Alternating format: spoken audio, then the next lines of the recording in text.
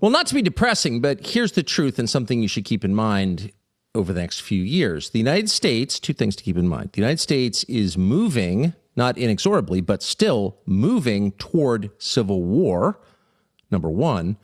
And number two, civil wars are the very worst kind of wars, worse than any kind of war fought against a foreign adversary. So to number one, why is America moving towards civil war? For the same reason all countries that wind up in civil war get there, because the differences between their population, between people within their borders, becomes too great to bear. People decide, I have nothing in common with the people who live near me, and I don't want to live near them anymore. In other words, diversity, difference, is actually intolerable to most people. Not necessarily racial diversity, though sometimes that too, but diversity of all kinds.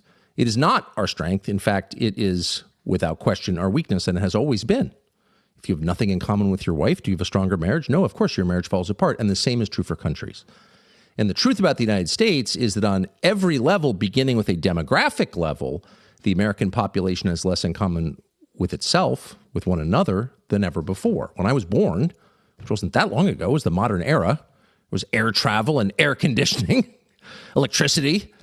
When I was born, the United States was about 90% white Christian. It's now less than 40% white Christian. Now, you may think that's a good thing or a bad thing, but it's a massive change, an unprecedented change, really, in a very short period of time. And of course, it's not accidental or organic. That was the result of policies put in place to achieve that result, and they did.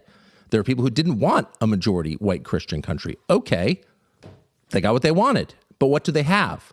They have a country with no majority demographically at all. There is no American majority, which is to say 51% of people who have something very basic in common. And so what you have is an inherently fractured country. Languages, religions, ethnicities, backgrounds, beliefs, too innumerable to catalog. And so a country like that, unless unified by something, will split apart, particularly when that country is the size of a continent and is held together by a pretty fragile web of infrastructure, air routes and highways. And so unless you are very self-conscious about keeping it together physically, but also spiritually, explaining to people why they should have any regard at all, much less any obligation to people in, say, the next town, much less the next state, unless you do that self-consciously, unless you inculcate a sense of national identity, it will by nature fall apart. That is a physics principle, entropy. It'll blow up unless you hold it together. And this has been an untended garden for decades. Decades. Nobody in charge of the United States over the past, say, 40 years has really tried to articulate why all of us should live together on the same continent. There's kind of been an unspoken ethos of America, a kind of gay rights technocracy, globo homo. We're all kind of cool with, lifestyles. But that's thin gruel in the end. It's also repulsive. But even if you like it, it's not enough to hold people together who don't have common beliefs, backgrounds, languages, religions. It's just not. It's pathetic. It's rich people politics. It doesn't actually mean anything. It's just an adornment. It's political jewelry. It's a bumper sticker. It's not a national identity, and it's not enough to hold your country together. And that's why ours is coming apart, because people don't have enough in common. So what would happen if it came apart? What would happen if there were a civil war? Well, the first thing to know is it would be incredibly violent, because wars are by nature violent, and civil wars especially so. Violent and crazy.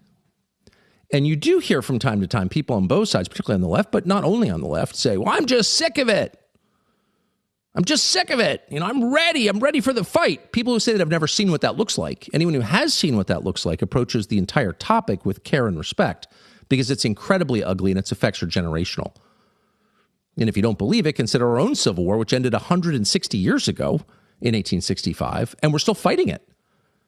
We're still arguing over the names of Confederate generals, tearing down their statues, renaming military bases, stereotyping people in the South. That war is still ongoing on some level. It's not a hot war, but it's very much a Cold War and has been for 160 years. Go to Spain. Their civil war ended in, 1939. They're still arguing about it. They're still passing legislation about it. The wounds left by civil wars do not heal quickly. They last for, hundreds of years, and they completely remake the country, usually for the worse. So disunity is easy. Rebuilding into a single country after a civil war is very, very hard, and sometimes it never even works. There are civil wars in effect ongoing on this planet right now for hundreds of years, and they probably will never be resolved because the people fighting each other within national borders don't have anything in common. That's the truth. So if you want to prevent a civil war, figure out what everybody, or at least the bulk of the people in your nation, have in common and emphasize that. And so what would that be in our case? Hard to know. In fact, at this stage, really the only realistic hope for national unity is spiritual revival. Is a place where most Americans wake up to realize that God exists and created every single person in the United States of America. And that's what we have in common, our humanity. Not because our common humanity is meaningful by itself, but because our common humanity comes from God and we're created in his image. And only when people truly realize that will they hesitate before killing each other. But in the meantime, and we hope that comes soon, but in the meantime, there is a step that the government at all levels, federal, state, and local, can take to restore at least a sense of calm in the midst of rising chaos. And if you can't smell that right now, then you obviously have long COVID because it is redolent. This country is on the brink. And in fact, you saw the normal dummies today on social media taking pictures from Portland, Oregon. Everything is fine here in Portland. They're liars. Or they're intentionally blind to the reality right in front of them, which is the country is degrading. And you can tell by its cities. They are falling apart. There's no country in the world with as many ugly, dangerous, dysfunctional, dirty cities as we have. It's painful to say that as someone who was born and has always lived here and plans to always live here. But that's a fact. And as someone who travels a lot, I can affirm what you already know. Our cities are dying. And when your cities die, your country dies. And a lot of people don't want to believe this because they move to rural areas and are hoping to just sort of ignore it. I'd be in that category. But it's nevertheless true. When your cities die, your country dies. And our cities are dying the kind of death that can't be permanent. They're dying the death born of chaos, where things just get so crazy and people literally die on the street, also have sex and defecate on the street, but die on the street. And that's intolerable. Chaos is intolerable. People can't handle it. So out of chaos comes what? Democracy? Spontaneous order? No. Imposed order. Dictatorship. Of course, each and every time. That's what happens out of chaos. People beg for a strong man. There's always someone willing to oblige, and that's exactly what they get.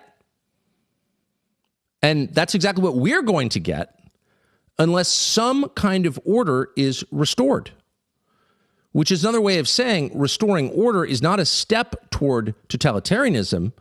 It may be the only way to prevent it, but we need to do it now. Walk through any American city and be honest with yourself. Is this working? It's clearly getting worse. What will it look like in 10 years? The differences between states are getting more profound. You wouldn't expect that, actually. After the advent of radio and then television, the internet, mass media, the idea was, well, regional differences are going away because all of us are united by the media we consume. And that's no longer true. And in fact, our media are exacerbating the differences or highlighting them anyway. And so a place like South Florida is more different from South California than it's ever been. And extrapolate forward 5 years, 8 years, 10 years. Will it be possible to drive from South Florida to Southern California? Well, of course it will. It's America, really. Is it possible to drive from Sao Paulo, Brazil to Rio? Not really, because it's too dangerous, because it's too chaotic. And Brazil, by the way, is not a third world country. Brazil is a real country about the size of the United States with a highly educated, impressive population, amazing natural resources, a lot going for it. And yet that country, through successive governments, has been unable to restore order to its highways. So that's the rule globally. That's the state of nature globally. And that could very easily happen here. And we've been moving in that direction for decades. We sit, those of us on the East Coast, and look over at the West Coast, my home state of California, and watch its politicians declare boycotts against this or that American state. Or say in public, I'm not going to follow this federal law. The federal government has no dominion here. And we all sort of laugh, oh, they're so crazy. Each one of those actions is a form of insurrection. In fact, every bit as profound as anything that happened in Fort Sumter in 1861, the battle that kicked off the Civil War, the deadliest war in American history, the one from which we're still recovering. Those are acts of insurrection. Either you have a federal government with power over the states, or you don't. Either federal laws apply to all 50 states, or they don't. And for decades, some states have opted out of federal law, and the rest of the states have just sort of laughed at them or tried to ignore it. Oh, marijuana is illegal? Well, we're going to have marijuana anyway. Oregon decriminalized fentanyl and meth 5 years ago.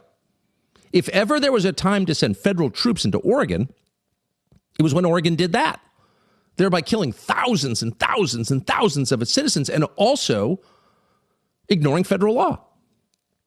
Those are illegal narcotics. We blow up boats full of those things. But the state of Oregon decided unilaterally, well, we're just going to effectively legalize them. And lots of states have done that. And the feds have done nothing.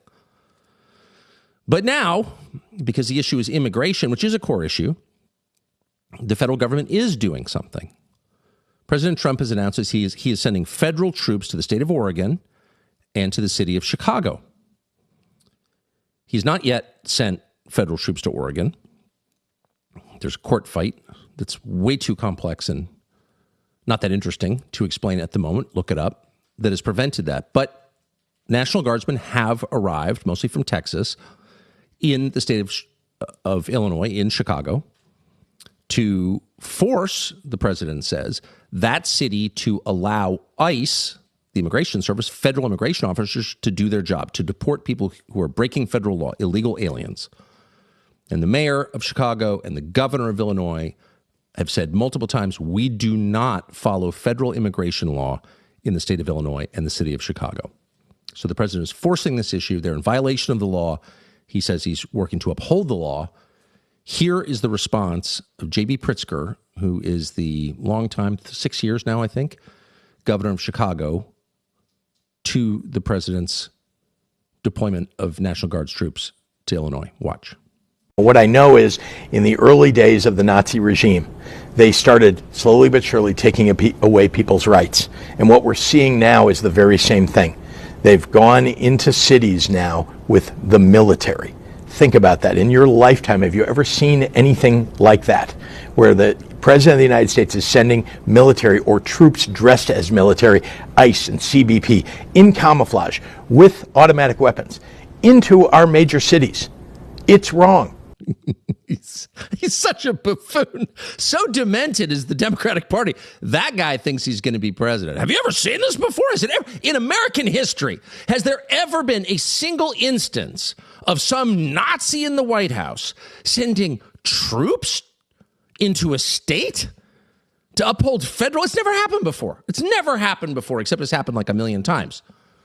And it's been celebrated almost every single time, beginning at least in September of 1957, 3 years after the Brown versus Board of Education decision came down from the Supreme Court banning segregation in public schools in the United States.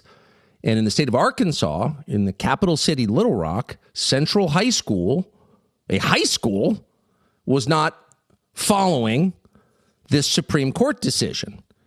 And so Dwight David Eisenhower, General Eisenhower, commander of American troops in Europe during World War II, the president of the United States, sent the 101st Airborne to Central High School. The 101st Airborne, not like 300 fat guardsmen from San Antonio, but the 101st Airborne with M1s to a high school. And then he left his vacation and he went on television to explain why he did it. And remarkably, thanks to the internet, we have the tape. Here's part of it. In that city, under the leadership of demagogic extremists, Disorderly mobs have deliberately prevented the carrying out of proper orders from a federal court. Local authorities have not eliminated that violent opposition. And under the law, I yesterday issued a proclamation calling upon the mob to disperse. Yep, that was General, then President Eisenhower, September 1957, sending the 101st Airborne to Central High School in Little Rock, Arkansas, because the racist governor, Orville Faubus, wouldn't let black students attend a white high school. And every liberal in America applauded. Shoot them! There was one girl in the crowd that day who smirked or scowled at one of the young black ladies being escorted into the school. And she shouldn't have done that. It was cruel, obviously. But it wrecked her life. That picture, which ran the Arkansas Democrat, September of 1957, wrecked her life, actually. She never got out from under that. And that's a measure of how strongly the media, the American establishment, and some of the public were behind the president. Look, it's a Supreme Court order. It's the law of the land. You can't disobey it, or else we have mob rules. Someone's going to rule, okay? It'll either be a dispassionate law that treats everybody equally, or it will be an individual who plays favorites. So your choice really is not between no law and law. That's not a choice. Your choice is between the rule of law or anarchy, which leads to dictatorship. That's your choice. And Eisenhower, in an interesting speech, 13-minute long speech, laid this all out, which is on YouTube. You should check it out. He explained why he did it. Because it wasn't about simply desegregating a high school in Little Rock. It was about upholding the basis of the American judicial system, which is to say the basis of America itself, which is equal application of the law, fairness under the law. It's a nation of laws, not men. And he did that, and it was roundly applauded, and it worked in some ways. Public education was totally destroyed nationally, but whatever. The rule of law was upheld. 5 years later, noting what a popular move this was, apparently, his successor, John F. Kennedy, faced a pretty similar situation at the University of Mississippi in Oxford, Mississippi. It was again September 1962. And there was a lone black student attempting to enroll. His name was James Meredith. He's still alive. He's 92 years old. He's a total right-winger, by the way, which is interesting.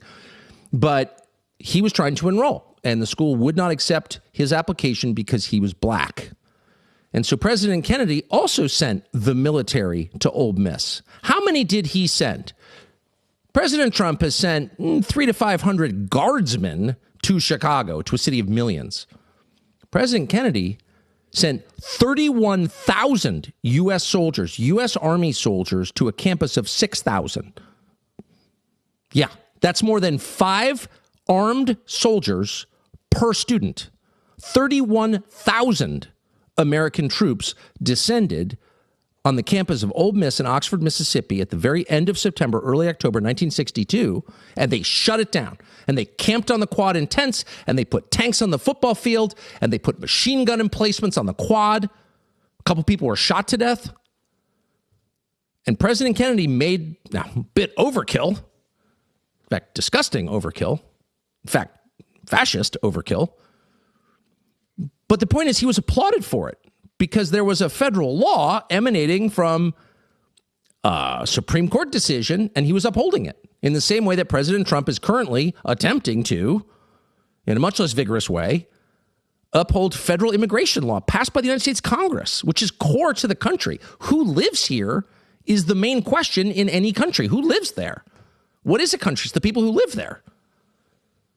And immigration law is the way that you regulate that. So if you don't control that, you're literally not a country. So that's not an optional law. That is a core law. And in the case of Chicago and Portland, but particularly Chicago, shameful. Thousands of people are shot in Chicago every year. Whole parts of Chicago you can't go to. Not if you're like me, you can't. It's so racist and violent, you literally can't walk through parts of a city that you pay for as a federal taxpayer. As an American, you can't walk through it. Several years ago, you'll remember there was a huge debate in Europe. Are there no-go zones in Paris? Are there parts where, native-born Parisians can't go, where they're not welcome? Oh, that's not true. They said that's not true. But of course, whether or not, of course, it was true. But what's even more true is that that's the state of play in the United States and has been for generations. Huge parts of a city, huge. You could walk all day through parts of a city that you actually can't walk through because they're too dangerous for you. And Chicago is particularly disgraceful in its decline. And you don't have to guess about that. I'm going to show you a video in just a second, but you don't have to guess. Look at the numbers. Look at the outflow from Chicago. Are people who are born in Chicago staying in Chicago? No, they're fleeing. Go to Southwest Florida. Go to dinner in Naples some night and ask, anyone here from Illinois? It's half the room. And they're grateful to be gone. That's how dystopian it is on every level, economically primarily. But even on a more basic level, it's just too dangerous. Oh, the freedoms we're losing. Really? What about my freedom to walk to the liquor store at midnight without getting killed? How about my freedom to stop at a red light without getting shot? That's totally real. It's not fake. It's not racist to say that. The mayor of Chicago is an open racist. So irony of ironies, here you have a president sending troops facing down a recalcitrant, racist local official. That does sound like 1962, doesn't it? Except this time, the president in question is not getting accolades from the New York Times. He's being called a dictator! A dictator! But just to set the table here, to lay down the framework for what we're talking about, Chicago, the city. What does Chicago look like? This question is very much like everything else you talk about. Trans surgeries, abortion, whatever the topic is, the people promoting it never want you to see what it actually looks like. Just an idea. It's a right. It's a theoretical concept. No one wants to see what it looks like to cut someone's penis off and create a vagina with a knife. That's what it actually is. Our rights in Chicago, what does Chicago actually look like? Well, here's what it looks like.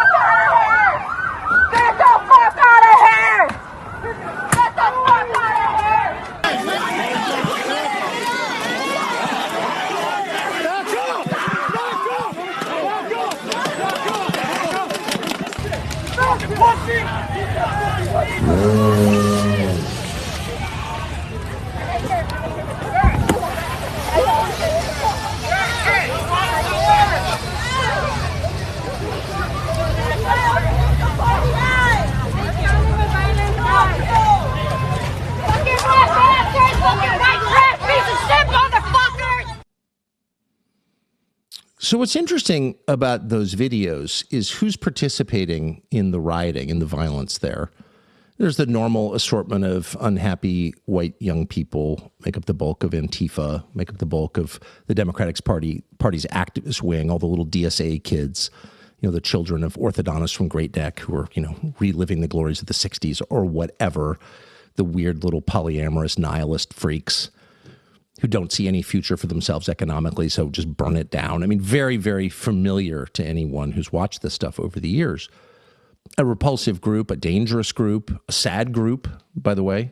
You shouldn't have a lot of young people like that in a functioning country. They should be looking forward to a brighter future, getting married, having kids, doing something useful, building something, not just destroying. But they're not. So that is recognizable. We've seen a lot of that over the past 10 years, and we're going to see a lot more going forward, unfortunately, unless someone gets a hold of this now. But what was new in that video were what looked like immigrants, Latin American immigrants.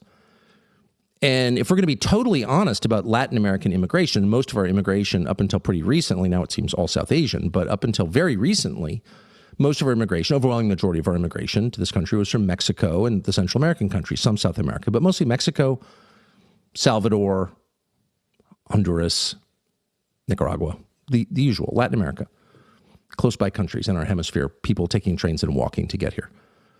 And the truth is, illegal immigration is bad. Rapid mass migration is always bad because it makes countries crazy and chaotic. But it's also true that our Latin American immigrants are, probably met a million of them, good people, super hard workers. And it's true that they're doing jobs that, you probably did as a kid. And your kids probably aren't doing those jobs because Latin Americans are doing them. I'm saying this if you're white.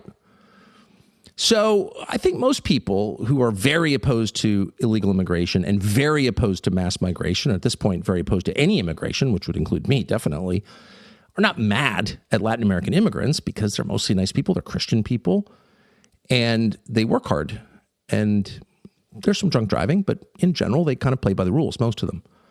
The idea that people would get here as immigrants and immediately join a violent street protest, we haven't seen that since about 1905. We haven't. That's shocking. That's scary if that's true. And it's scary for the following reason: the volume, the scale. How many immigrants did we get during the Biden years? Well, no one knows, of course. People pretend they know, but they don't know. Millions and millions and millions and millions. And they're entering a job market that is being destroyed by technology, by AI, quantum computing.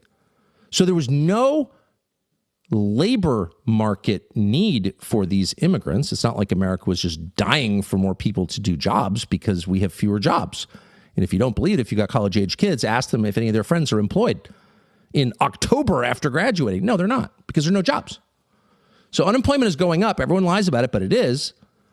And we just imported, maybe 10 million new people. What are they doing here? What was the purpose of that? How are they living? Well, they're living, of course, on the government. But why? Why did they get here? Why did Biden bring them in? That's a question that no one's answered. And all of a sudden you look at these videos and you see people who are clearly just off the boat or the train, and you start to wonder, maybe we were actually invaded. Maybe our ruling class imported an army and pretended that they were migrants looking for a better life. And maybe we're about to find out what that means. This is really scary because we don't know who lives in this country. We don't know the total population of the country. And again, like the inflation rate, like the unemployment rate, is something that our leaders lie about constantly. But they don't know. They don't know. They don't know how many people live here, and they don't know who they are. Of course, they have biometrics they could find out, but they haven't. Why is that? So if all of a sudden these migrants are participating in street protests where they're throwing bricks through the windows of passing cars, picking up orange cones and throwing them at minivans, you could see this getting completely out of control. And it's a reminder of something that is very often true, which is civil wars become race wars. That is the truth. It's true globally. It was true in Latin America. Lots of the wars in Latin America were really between the Europeans and the indigenous, between the Indians and the Spanish descendants. That's true. It was true in El Salvador. It was true across Latin America. That could happen here. Somebody needs to get this under control before it does, because chaos breeds chaos. It metastasizes. That's true in your home, and it's true in your nation. So getting this stuff under control now before it becomes uncontrollable, before it becomes impossible to drive to San Diego from Miami, is absolutely essential. And the second thing that would be nice along the way is to stop the degradation of the United States, the true degradation. Now, Portland, Oregon is one of the prettiest cities in the world, by the way. Now it's a byword for sadness and death, drug use, and the homeless. But for a very long time, Portland was considered one of the prettiest places ever, a kind of northern San Francisco. Really a really pretty place, charming place, nice people. And in the past 20 years, it's become, thanks again to the influence of a very specific class, professional class, decadent whites, it has become a hellscape. It's true. Under the influence of secular whites, NPR-listening liberals who do not get the credit they deserve for their sinister behavior, their death worship, it has become the kind of place where no normal person would want to go. And it's sad because it is fundamentally so great. Here's a montage of what Portland looks like. I am smack dab in the middle of a Portland green space. Everywhere you look, trash, paraphernalia, rotting food, and even dead animals. This is the reality of the streets. This is a symptomatic homeless teenager on the streets on meth. For what? I have $2 clear? No, I don't have clear. This is a symptomatic homeless man who's been talking to himself for about 2 hours downtown Portland.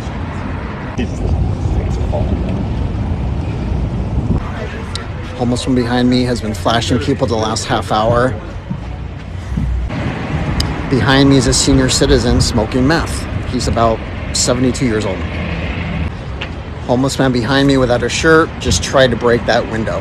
So nobody is dying at this exact moment, but this right here is the deadliest block in Portland and where I've seen about 20 people die in the last year. Behind me is a homeless woman injecting heroin into her foot. Knotted out in front of a business. Impossible to get in the front door. There's a good 15 people on this block. About 12 are actively smoking fentanyl. 2 people live indoors but come here for the fentanyl. 1 person didn't appear to be using, just kind of hanging out, but overall, good 95% are actively using drugs on this block in Portland. All native-born whites, of course. A 72-year-old smoking meth. A 72-year-old smoking meth on the street. Who would tolerate that? A cruel person, a truly cruel and evil person would tolerate that. That's not freedom. That's bondage. That's murder. No normal country would tolerate that for one moment. And in real countries, they don't tolerate that. In a downtown, they don't do that. Only in the West do they do that. If we keep this up, we will get Mussolini at least, because it's so unnatural. It is so contrary to the laws of nature. It is so prima facie repulsive and mean to allow this that it cannot continue. And the fact that it has been allowed to continue tells you everything about the people in charge. They're the worst. And what about the citizens? It's not just the leaders. It's the people who live there. A normal person would say, absolutely not. I live as my city. I work here. My kids go to school here. I was born here. You may not do that. We're not going to allow 72-year-olds to smoke meth on the street. What is wrong with you? They wouldn't cede the moral high ground to some creep from another city. All the leaders of these cities are not from those cities. They just show up because they feel a power vacuum. They graduate from Wesleyan or Bowdoin after, running for student body president, just like Mamdani. And they're like, oh, chaos. I think there's opportunity for me. That's exactly the profile. And all the little NGO workers who are passing out crack pipes and needles and tents to the homeless, all of which exacerbates the problems and kills people. None of those people are from any of these cities either. They're all from away. They're all poverty pimps who've shown up to take advantage of human suffering. They're the lowest, posing as the most decent. They're not Clara Barton. They're like Caligula. They're cruel, heartless people who would allow this. And the cruelest and most heartless of all are the generation whose children are on the street smoking meth. They're called the boomers. The boomers. They're not all bad. Not every boomer is terrible.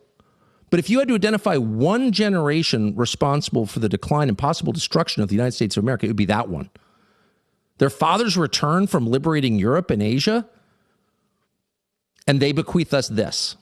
This land is my land, from California to New York Island, from the Redwood Forest to the Gulf Stream waters.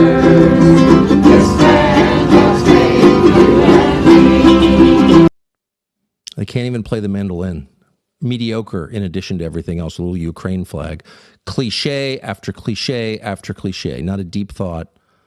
No self-reflection at all, just self-involvement. That's that generation. And if you were there, you would ask them, you wouldn't ask them about ICE or immigrants. You would ask them about the state of their city before the immigrants even got there. Like, why did you allow elderly men to smoke meth on the street, people to die on your sidewalks. They had a dysentery outbreak in Portland, Oregon last year because the sanitation, the so-called homeless camps, was so bad. How could you allow that? Did you notice it? You said you were compassionate. You care about the people of Kyiv. Did you notice the people in downtown Portland were dying on the street? You monster. They're monsters. That level of neglect is monstrous.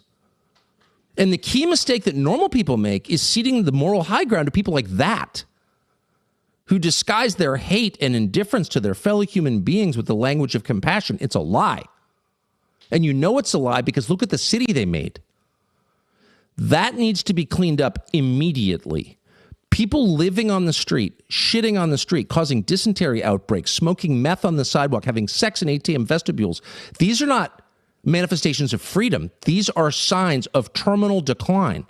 And they are very serious. They're most serious. This is stage 4. You have to fix that.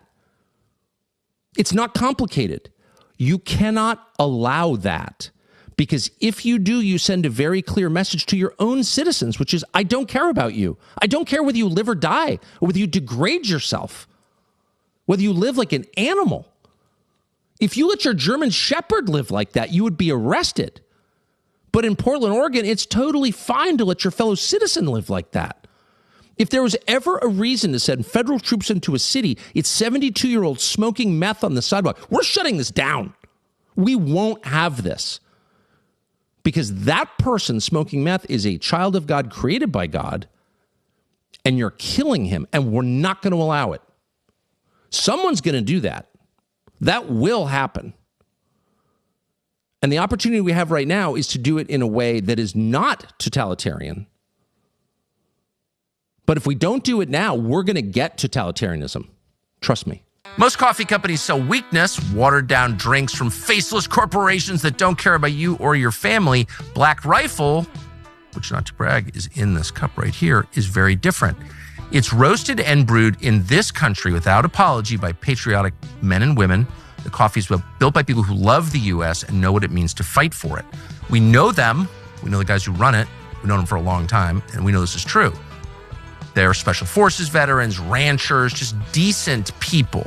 They're the best of us. And the coffee is strong. The energy drinks, ooh, even stronger. It's not sugar water, not empty marketing. Fuel for people who get up early, work late, keep this nation running. Every purchase helps support veterans, first responders, law enforcement. From bold roast to ready-to-drink cans, mugs, T-shirts, gear, Black Rifle makes products with pride. Can a lot of companies say that? No, they can't. Visit blackrifle.com. Use code Tucker for 30% off your first order. That's blackriflecoffee.com. Code Tucker, or pick it up at your local convenience or grocery store. You will love it. Nick Sorter has been in Portland, Oregon a lot recently. He just got assaulted there. He's an independent journalist. He has spent the day in Washington, D.C. at the White House at a conference about Antifa, and I think he's joining us now. Nick Sorter, are you there? I'm here, Tucker. Thank you for having me, sir. Thanks so much for doing this. So you just came from Portland. How would you assess it? What's it like? It doesn't feel like America, Tucker, at this point. It feels like, and I know it's a cliche, but it feels like a third world country. I mean, you have police that have been totally infiltrated by a leftist militant group. And, you know, right now you can see police cars behind me. These police cars would protect me if somebody were to come up and assault me. That's not how it works in Portland. The Portland police arrested me instead when I got assaulted. It's a different world out there, and not even just around the ICE facility. Like your monologue was spot on here, Tucker. Because you go downtown and it looks like it's post-apocalyptic almost. The graffiti everywhere, the vandalism, the boarded up windows. There are no people in downtown Portland. It's quiet as hell. There's nobody walking around. People don't go there for leisure anymore or for vacation. It's because they're afraid, and they should be afraid. The chance of you getting beat up or stuck with a needle or robbed in the street is through the roof because police there aren't actually allowed to be police. So what happened to you, if you don't mind explaining? You were arrested for being assaulted? Is that a crime? Is it a crime in Portland to be assaulted? It's a crime in Portland to be a conservative. Tucker. I mean, as weird as that sounds, the video evidence and even the DA has come out and said, because the DA refused to go through with the case, so they ended up dismissing all of the charges. The video very clearly shows me telling the person to back away as I'm walking down the sidewalk. And then the Antifa thugs, this stuff is coordinated, right? They come up with an umbrella to try to block other cameras, and as soon as when they do that, they're gonna commit some sort of act of violence, and that's exactly what they did this time. One of their thugs decided to swing on me and hit me in the face before breaking my camera and then throwing me in a hole. Was that person arrested? Absolutely not. Was I? We know the story now. What do they charge you with? Well, they charged me with disorderly conduct too, which is really weird considering the amount of screaming and vandalism and assaults on officers and explosions of fireworks and such that happen in the middle of the night in the streets out there. They break into cars. If you're not a member of Antifa and you try to drive down that street, they're going to hit your car. They're going to break your windows. There's plenty of videos of that happening, and none of that is apparently disorderly. They call what I did disorderly because it's what I'm doing is a threat to the order in their city, which is basically leftist authoritarianism. So you got your face in the way of an Antifa fist, and so you're the criminal. What did the Correct. cop apologize as he was arresting you? Like what? I mean, it's hard even to imagine the scene you're describing. Yeah, and so I actually went to this group of police. There are about 12 of them. They're way down the road. They don't do anything ever. Obviously, that situation changed a little bit as time went on. But I went over there to seek refuge with them. To hopefully, like, I wasn't even reporting anybody. I was just standing back, hoping that the situation would get ease up a little bit. And I'm standing there joking with a bunch of them for 7 to 8 minutes or so. And then a sergeant rolls up on a bike and says, cuff him. And and they're like, that guy? This guy right here, cuff him? And he's like, yeah, cuff him. He's under arrest. And they had no idea why. They couldn't explain to me for over 45 minutes, Tucker, what my charges actually were. They started driving to the jail very slowly, hoping that somebody would fill them in on why I was actually being arrested. And so they had to pull over on the side of the road near the jail and just sort of twiddle their thumbs, waiting on a call from a lieutenant. And as soon as they got that call from the lieutenant, that lieutenant instructed the officer to get out of the vehicle, presumably so I couldn't hear what they were talking about on the phone. Something stinks over there. I mean, there were 3 people all night long in Portland that came through that jail. It's the only jail in Portland, and 3 people, including myself, ended up coming through there that night. It's wild. And there were riots underway. Oh, yeah. Yeah, that same night, my car was vandalized. There were fires in the street. They do that every single night.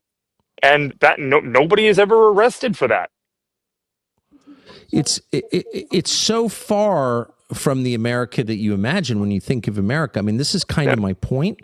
So, for example, like a place, Palm Beach or Miami or Jacksonville, even Tampa, big cities in Florida, that's the opposite of what would happen. And so you wonder, like, how can Portland, Oregon share a flag with Miami, Florida? Yeah, it's a great question, and as you very well said, this stuff doesn't happen in Florida. It never does. People aren't going to block the roads in Florida, right? Because what happens? You're going to get run over because these people will take residents that live right near the ICE facility and box their cars in with people. They'll surround them and terrorize them. But there's nothing that the driver can do about it. If they defend themselves, they go to jail. If they try to drive through the crowd to save their family from these thugs, these violent, mentally ill thugs, they are the ones that get arrested, not the thugs that held them hostage. So what does that tell you? It tells you that if the rioters don't get arrested, but anyone who resists the rioters get arrested, that tells you that the rioters are, in effect, working for the state. They're the militia, then. Right? I mean, what else would that tell you? They're on the same side as the state. Essentially. Yeah, of course. And then people ask me all the time. It's like, okay, well, are these what are these Antifa folks' thoughts on the Portland police, and there's no ill will between the two groups at all because they're practically working together at this point. Yeah, just the other day there was a business owner or a manager of a restaurant that's at the end of the street where the ICE facility is on. There's only one street to get to that business. And he walks up and begging and pleading with the officers there to open the road, not because the police had closed the road, but because the Portland police had relegated traffic control duties to these Antifa militants that were not letting through employees of the restaurant or patrons of the restaurant, only letting through their own people, and Portland police were letting it happen. Portland police ended up, I have it all on video, I posted it all on my X. Portland police walk up to these militants that are controlling traffic and say, "Hey, we need you to open up the road. Would you mind opening the road so that people can get to the spaghetti factory?" And they said no, and so the road just never opened, and police just walked away. I mean, that's how deep this rot runs. Like, who is giving these officers orders to stand down and defer to Antifa? So you've just changed my mind on this completely. I mean, I went into this thinking, well, the problem is these groups, Antifa and others, whatever Antifa is, no one's even really ever defined it that I can tell. But these groups of radicals angry about something, committing violence against people. But it sounds like the DOJ needs to come in and take control of the Portland Police Department on civil rights grounds. I know they're very busy policing anti-Semitism on Ivy League campuses. It's kind of a critical problem in America. But if a police department is indistinguishable from Antifa, that might even be a bigger problem. And maybe they should take it over tomorrow. Why wouldn't they? Yeah, and that's something that I should probably, I'd like to talk to Attorney General Pam Bondi about. She's been very responsive to this entire situation. She put Harmeet Dillon on it. They've launched an investigation into the practices of the Portland Police Department. And Tucker, we actually put in this demand for discovery after my arrest, and we were demanding all communications between Rose City Antifa, which is an organized group that is an entity that exists, and the Portland Police Department. And literally within an hour of us doing that, my attorney got an angry call from the DA's office, and then eventually said, "Okay, well, you know what? We're not going to move forward with this case." They were clearly bothered by the fact that we were demanding discovery relating to the discussions between Rose City Antifa and the Portland Police Department. So there's something there. There's something there. If we didn't make that demand, I don't think they would have dropped this case. That's an incredible story. It's not the story I expected to hear from you at all. That's an amazing story. And it's a horrifying story because where does it leave the citizens of Portland? I mean, if the police department is Antifa, Scared. Then where do you go? Yeah, I spoke with a resident. There's an apartment building that is directly, it's adjacent to the ICE facility. And these residents are terrified to speak publicly. I finally got one to speak to me on camera. I haven't released it yet, but he wanted his face blurred because they're terrified of what happens when they walk out of their apartment building, when they're complaining about what's going on in the street and the lack of action on the part of police officers and the city of Portland. The city of Portland, there is a noise ordinance in the city of Portland. You know, people have the right to the quiet enjoyment of their home, right? And the Portland police and the city have selectively decided they're not going to enforce it there, to the detriment of the multiple veterans that live there with PTSD that are hearing the Antifa folks in the street shooting off fireworks in the middle of the night, scaring the crap out of them. They're talking about children in elevators that are crying because it's like a war zone out in front of their house every single day. And the police are just letting it happen. For what reason? I don't know. Is it political? Is it because they're totally infiltrated by these leftists? I mean, there's a lot of reasons that it could be. But it's something that we need to find out because this is not a victimless situation here. The victims are the people of Portland that are just trying to live their lives and go about their daily business without fear of being, beaten in the street for complaining that people want to scream in front of their house at 3 o'clock in the morning. That's how bad it is. I think a lot of Americans are under the impression that nothing has changed in the last 40 years, and the law enforcement and intelligence agencies are fundamentally pro-American and committed to the rule of law. That would include the U.S. military, CIA, NSA, and police departments and National Guard units. You think they're sort of on your side. And I think you're hitting at something that most people don't understand, which is a lot of these organizations, these institutions have been completely taken over by people who sympathize with Antifa. And I would include the U.S. military in that. Many members of the U.S. military cheered the assassination of Charlie Kirk, many online. And that seems like a problem that seems like the problem. Because if things go south, the people with the guns have to be loyal to the Constitution. They can't be loyal to Antifa, right?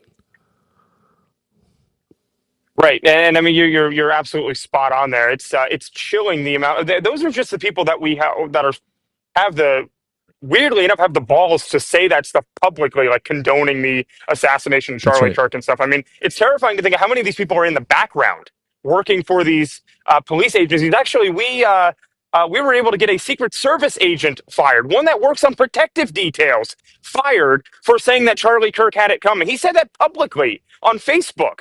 That's somebody that works on a protective detail. That should terrify everybody. Because then it leads back to think, okay, well, did people within the Secret Service just let what happened to Trump and Butler? Did they just let that slide? We know these people exist. We know they're on these protective details. We know that they've infiltrated the military. That's terrifying, and we really need systematic reviews of all of this stuff. And I know down there in Portland, I'm actually here in DC anyway. Here in DC, I will be meeting tomorrow with Harmeet Dillon and the Department of Justice, and they'll be doing a full interview from start to finish on from what happened and what their next steps are going to be. I spoke with President Trump about it today personally. They are not going to let this go. They want to expose all of the rot within this police department out there because ideally that model will be able to spread to other police agencies across the country. Like what they find in Portland may help them in Chicago, for example. So a can of worms has been opened here. The police chief out there in Oregon or in Portland has been on TV every day slandering me, saying that it is provocative to film in public with a light on your camera, even though it's dark, and so you need a light. I mean, any reasonable human being can figure that part out. But they're terrified. They know that we're not letting this go. And now they got the DOJ on their backs. I'm just hoping that that the political pressure keeps up and people don't just forget about the story. Yeah, I hope not. I know that Harmeet Dillon, who I know very well, my former lawyer, is a really serious and smart person and a very tough person. So I have full confidence in her. But I hope that we don't devolve into like an endless conversation about Antifa and some angry 19-year-old. Yeah, I'm against all that. But cops with guns and handcuffs and the power to arrest citizens, if they're corrupt, boy, there is nothing scarier than that. U.S. military officers, many of whom are like lunatics, like left-wing lunatics. And of course, the foreign policy establishment doesn't care because all they want is another profitable war, or they want to extend their wars in, Ukraine, et cetera. They want a war with Iran. So they don't really care about whether the people who run the U.S. military are loyal to the Constitution of the United States. They don't care at all because they're not loyal to the United States. So, but we should care. Right. And I just really hope when you're up there, you'll encourage a forensic look at law enforcement, number one. Yeah, absolutely. And I think you brought up a really good point that needs to be talked about more, where if there is a way, and I'll definitely ask about this, if there is a way to put more federal power within the Portland Police Department, I don't think it's able to be saved as is. I think it would need to be totally just turned on its head or maybe scrapped and started over. That would be... I feel like that might be the only way to save it, unless you can take federal control over that stuff. I think that was a really good point that you made, and I'll definitely ask about that. Look, I mean, this is just what we've seen in one city so far. How many more of these cities are having the same issues that we're not talking about? I know Chicago's a hot topic and stuff right now, but I'm sure, like, is this stuff happening in Seattle? Like, how many other cities are you having this same issue with corrupt political hacks that have arrest powers? I mean, that's very concerning. It should concern everybody. Wow, that you really changed my mind, Nick, and I appreciate your reporting, and thank you for doing this, and I hope you'll come back. Thank you for shining the light on this, Tucker. Thank you.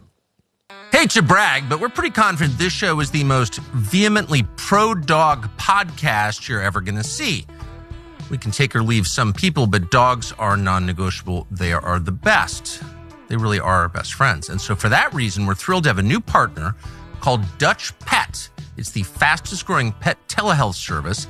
Dutch.com is on a mission to create what you need, what you actually need, affordable, quality veterinary care anytime, no matter where you are. They will get your dog or cat what you need immediately. It's offering an exclusive discount, Dutch is, for our listeners. You get $50 off your vet care per year. Visit Dutch.com/Tucker to learn more. Use the code Tucker for $50 off. That is an unlimited vet visit. $82 a year. $82 a year. We actually use this. Dutch has vets who can handle any pet under any circumstance in a 10-minute call. It's pretty amazing, actually. You never have to leave your house. You don't have to throw the dog in the truck. No wasted time waiting for appointments. No wasted money on clinics or visit fees. Unlimited visits and follow-ups for no extra cost, plus free shipping on all products for up to 5 pets. It sounds amazing, like it couldn't be real, but it actually is real. Visit Dutch.com/Tucker to learn more. Use the code Tucker for $50 off your veterinary care per year. Your dogs, your cats, and your wallet will thank you.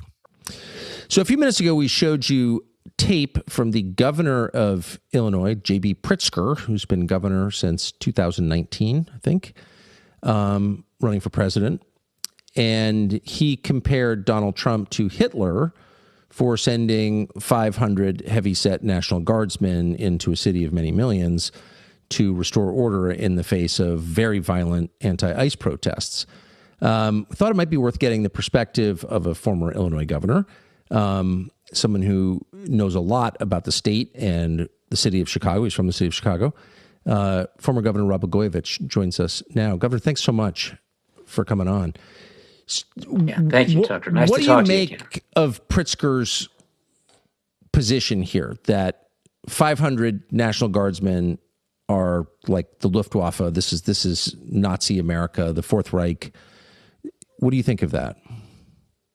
I don't want to malign Governor Pritzker personally, but if anybody resembles a Nazi, it's Pritzker. He resembles Hermann Goering. If you take a look at photos of Goering and J.P. Pritzker. That is so funny. I was just thinking, I was looking at his hair gel is the way he combs his Brill cream in this way. I was like, who do you remind me of? And you remind me, that's so funny. Excuse me.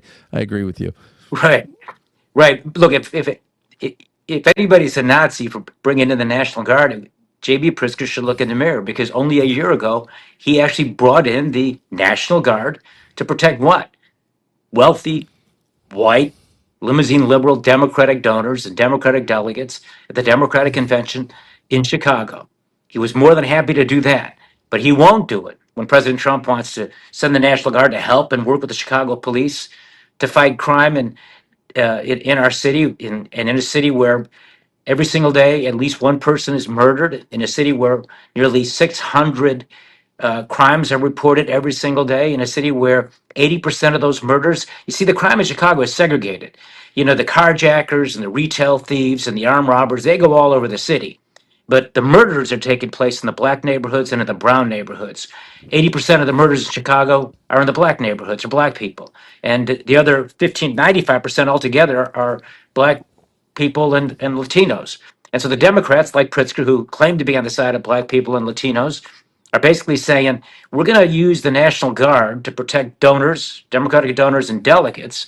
But no, we don't want your help, Mr. President, to actually save black lives. Because for those Democrats, notwithstanding their rhetoric, black lives matter only to them for their votes. And what Pritzker's doing now is he's hyper politicizing a very serious issue. He's standing in front of the schoolhouse door, like George Wallace did back in '63 when Kennedy federalized the National Guard correctly to allow two black students to get into the University of Alabama.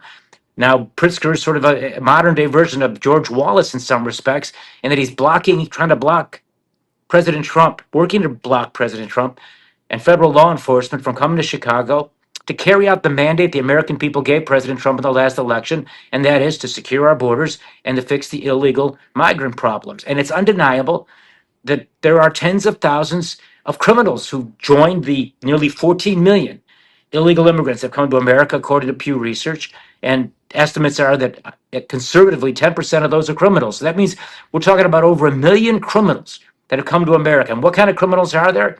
What are they? They are gangsters and they're drug dealers, they're child sex traffickers, they're sex offenders, and they're cold blooded killers.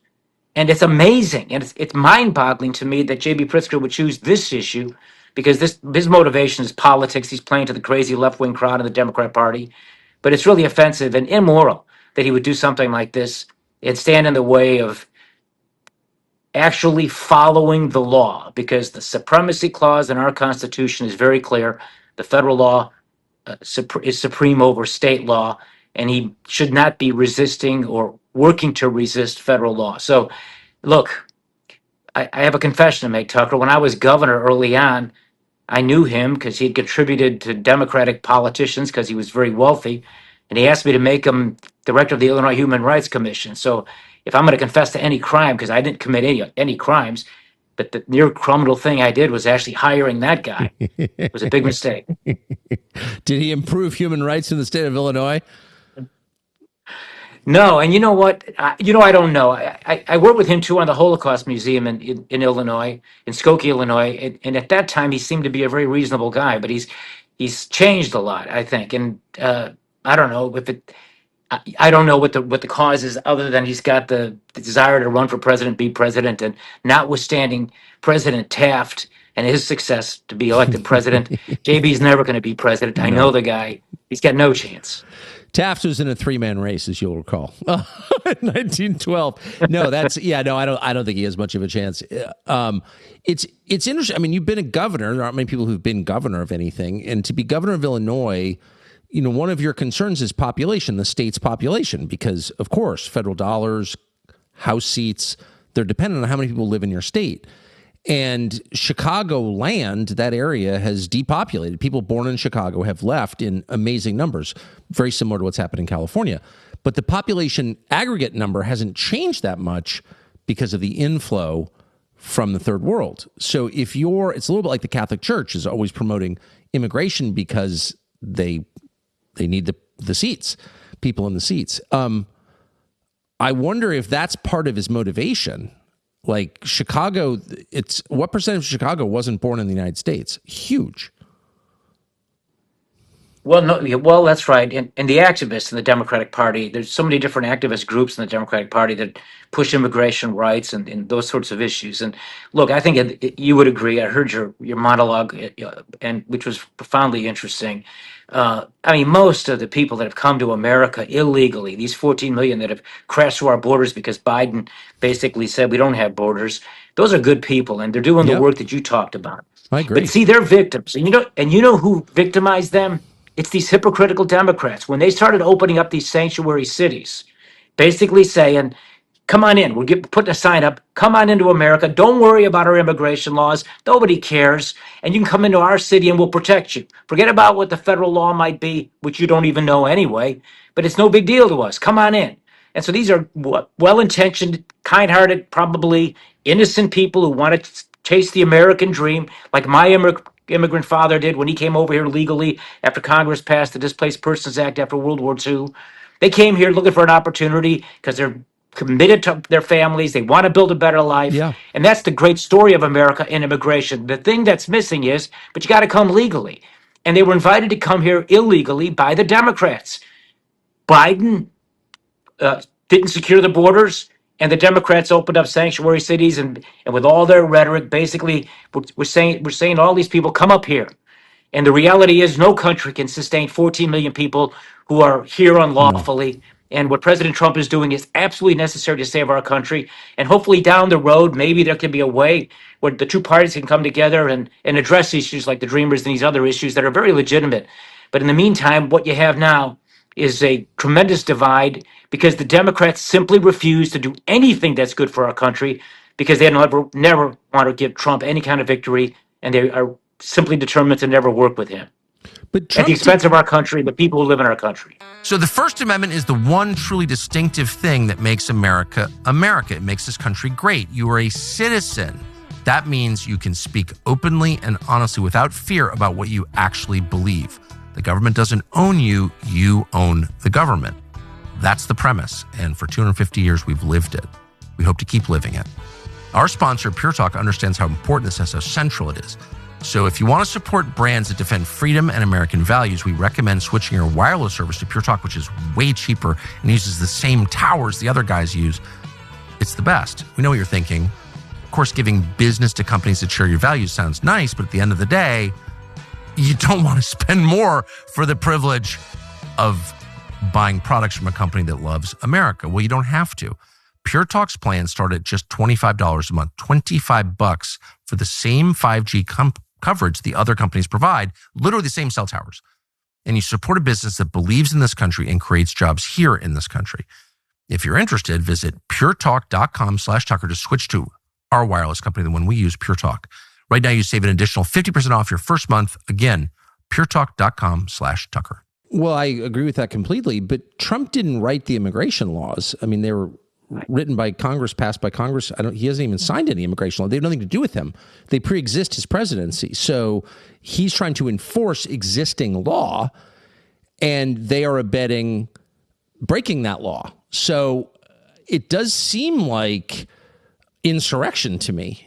I mean, if a state won't obey like a core federal law, like immigration law, then where does that leave us? Honestly, like how can we share a union? No, your question's you properly raised. You know, you talked about Civil War, and you think back to the days leading up to our Civil War, and I like to think we're not even close to that. But you're right to raise it because you can see how there's this slippery slope that we're going down, and it was the defiance of federal law. Lincoln getting elected, and different states decided we don't want to be under that election with that president, so we're leaving. And before that, they were defying federal law. And we saw what happened. Now you have a situation where not only has President Trump been given a mandate by the American people to do what he's doing, but you also have a situation where we know that it works when there's cooperation. So the success that President Trump has had with the National Guard in Washington, D.C., was in part because the mayor there, Bowser, was willing to accept that and work with him. And they can get into nuances. Oh, well, that's a federal city versus a city like Right. Chicago. But if you're the governor of the state of Illinois or the mayor of Chicago, you have an obligation to your citizens to keep them safe. And the National Guard coming into Chicago with all the crime we have and the need to support ICE in its efforts to follow the law and do what's necessary to follow the law, you would think that a governor, irrespective of party, would welcome that support and thank the president and then take credit for the success of protecting American citizens and American taxpayers. But our politics has gotten so crazy, and the Democratic Party is such a crazy party now, with the lunatic fringe becoming the mainstream, and guys who were somewhat reasonable, like J.B. Pritzker, being transformed. What he's trying to become is basically AOC in drag. Okay, he's trying to get into her politics as opposed to sort of being the Bill Clinton type Democrat that supposedly he used to be. And the Democrat Party doesn't seem to have room for the Bill Clinton Democrats anymore or the JFK Democrats anymore. This is a party that's been taken over by that left wing radical fringe that is no longer the radical fringe; it's now the radical mainstream.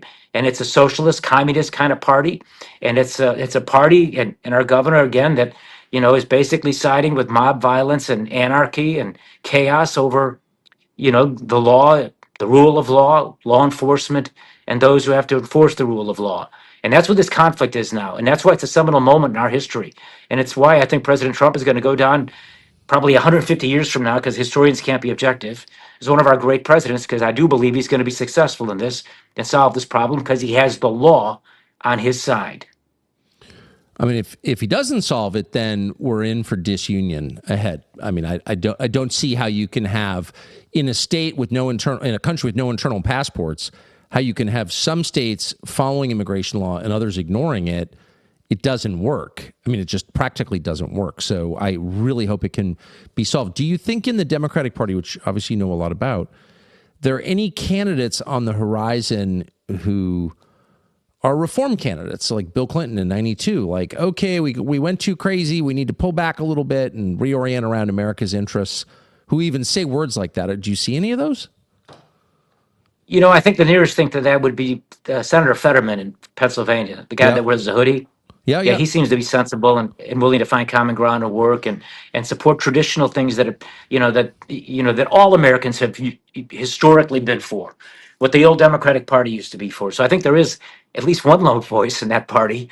I haven't completely written myself off as a Democrat, believe it or not. I mean, I can't begin to tell you, I'm a Trumpocrat. I say that openly, and I'm so proud to be that and grateful to President Trump personally. But frankly, put that aside, I think he's a great president, a necessary president, and he's doing things that must be done to save our country and then make it great again. First, we have to save our country.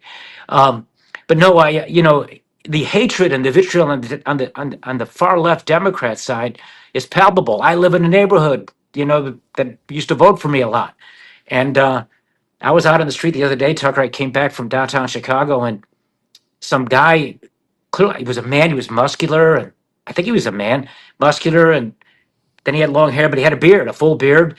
But what threw me was he was wearing a dress and combat boots, and he walked by, and he took a double take, recognized it was me.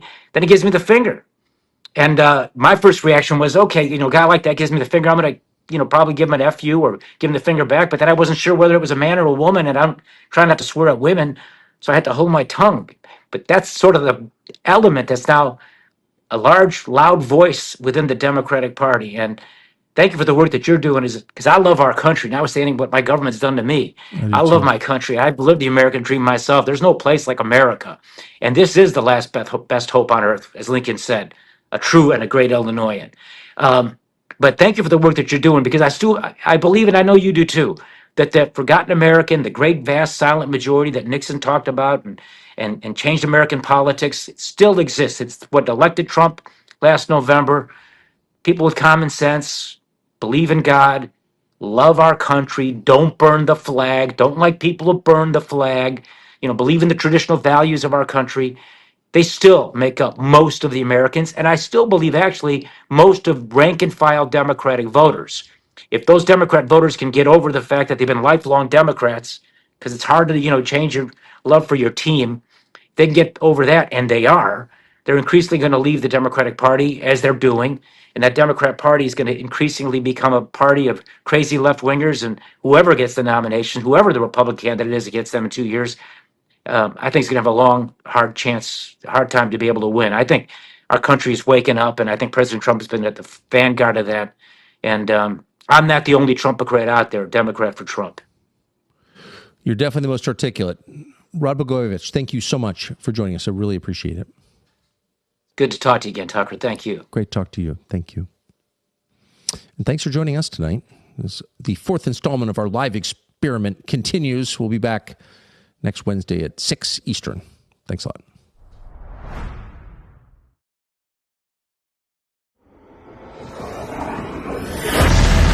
We've got a new website we hope you will visit. It's called newcommissionnow.com, and it refers to a new 9/11 commission. So we spent months putting together our 9/11 documentary series. And if there's one thing we learned, it's that, in fact, there was foreknowledge of the attacks. People knew. The American public deserves to know. We're shocked, actually, to learn that, to have that confirmed, but it's true. The evidence is overwhelming. The CIA, for example, knew the hijackers were here in the United States. They knew they were planning an act of terror. In his passport is a visa to go to the United States of America. A foreign national was caught celebrating as the World Trade Center fell and later said he was in New York, quote, to document the event. How did he know there would be an event to document in the first place? Because he had foreknowledge. And maybe most amazingly, somebody, an unknown investor, shorted American Airlines and United Airlines, the companies whose planes the attackers used on 9/11, as well as the banks that were inside the Twin Towers just before the attacks. They made money on the 9/11 attacks because they knew they were coming. Who did that? You have to look at the evidence. The U.S. government learned the name of that investor, but never released it. Maybe there's an innocent explanation for all this, but there isn't, actually. And by the way, it doesn't matter whether there is or not. The public deserves to know what the hell that was. How did people know ahead of time, and why was no one ever punished for it? 9/11 Commission, the original one, was a fraud. It was fake. Its conclusions were written before the investigation. That's true, and it's outrageous. This country needs a new 9/11 Commission, one that actually tells the truth, that tries to get to the bottom of the story. We can't just move on like nothing happened. 9/11 Commission is a cover-up. Something did happen. We need to force a new investigation into 9/11 almost 25 years later. Sorry, justice demands it. And if you want that, go to newcommissionnow.com to add your name to our petition. We're not getting paid for this. We're doing this because we really mean it. newcommissionnow.com.